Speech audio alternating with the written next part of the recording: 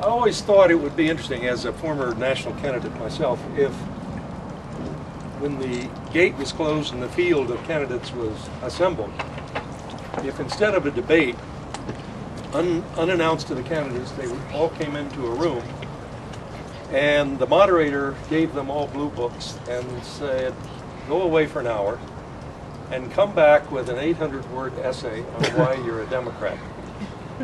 It might, very interestingly, narrow the field very quickly. And it might be interesting and surprising to see what some of the candidates might come up with, particularly if the rules prohibited the use of cliches like, I belong to the party of the people.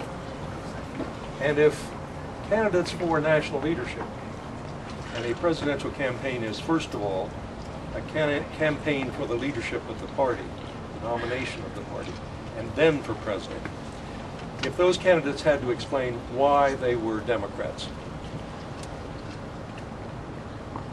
I set out in dismay a couple of years ago at the performance of some national Democrats with regard to the Iraq War, to try to answer for myself what I thought the Democratic Party stands for. And the more I thought about it, the more I resorted to 4 leading Democratic presidents in the 20th century. And by the way, speaking of the last century, I'd appreciate it if no one else here tonight thanks me for visiting your grade school class. Addressing your high school commencement's okay, but not visiting your grade school. 4 Democratic presidents of the 20th century. There were more than that, but I picked out 4, and I think you'll understand why. I picked out Franklin Roosevelt because he stood for the proposition, if you were to summarize what he represented, that we are a national community, that we, in effect, all Americans are in this together.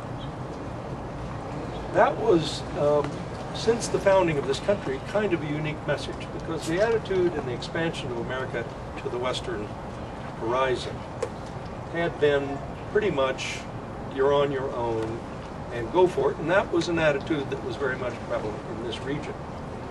But because of the Depression and the leading up to the World War II, Roosevelt called on America as a community and said that we are one community, and that necessitated us thinking about and caring for each other. And it was a unique message.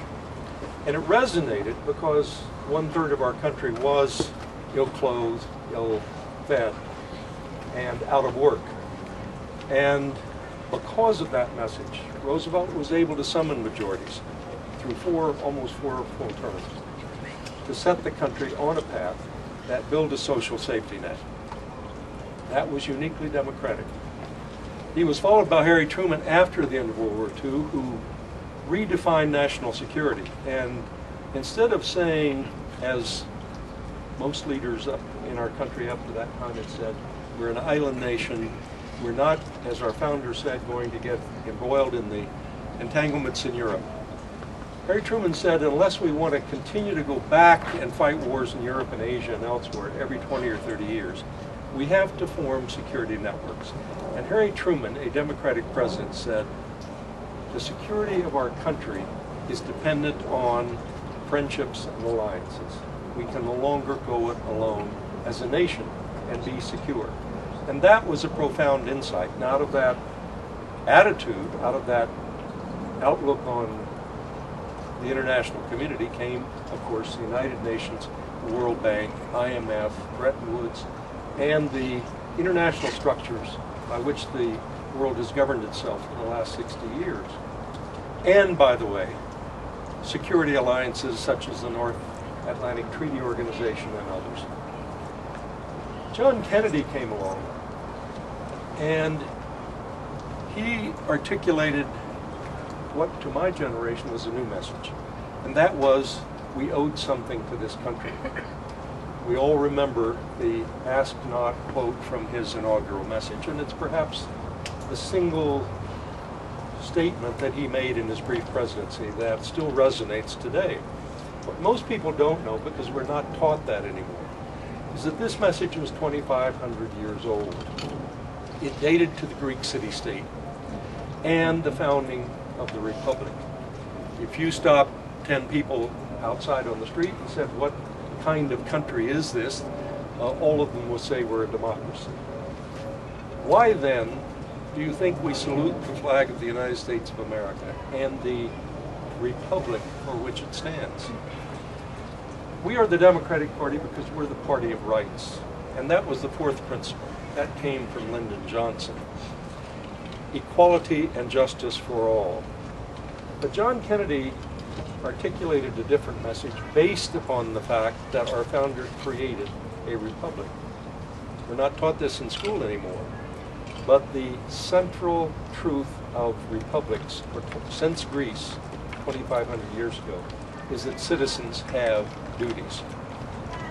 And I think the Democratic Party has to recapture that Kennedy message that you must earn your rights by performance of your duties. We have become the party of rights, and that is great for the Democratic Party and great for our country.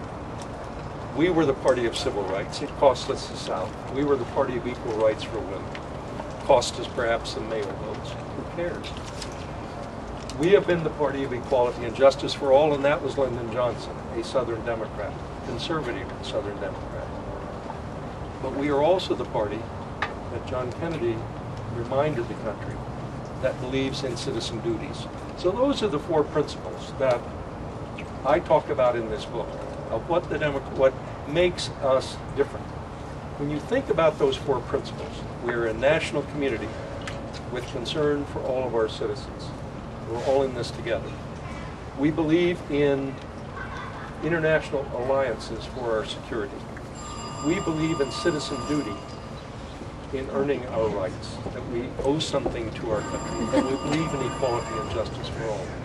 Every one of those principles is unique to the Democratic Party. These are not principles that the Republican Party believes in, certainly not the current Republican Party today. We have the President of the White House. We had, sadly, a Congress of the same party that did not believe we were a national community. They tried after 70 years. Talk about persistence. We can learn persistence from conservatives. For 70 years, what did they want to do? Do away with Social Security. Privatize Social Security, the centerpiece of the New Deal. That was not by accident, folks. They wanted to destroy the New Deal. They don't believe we're a national community, and they don't believe we have obligations to each other.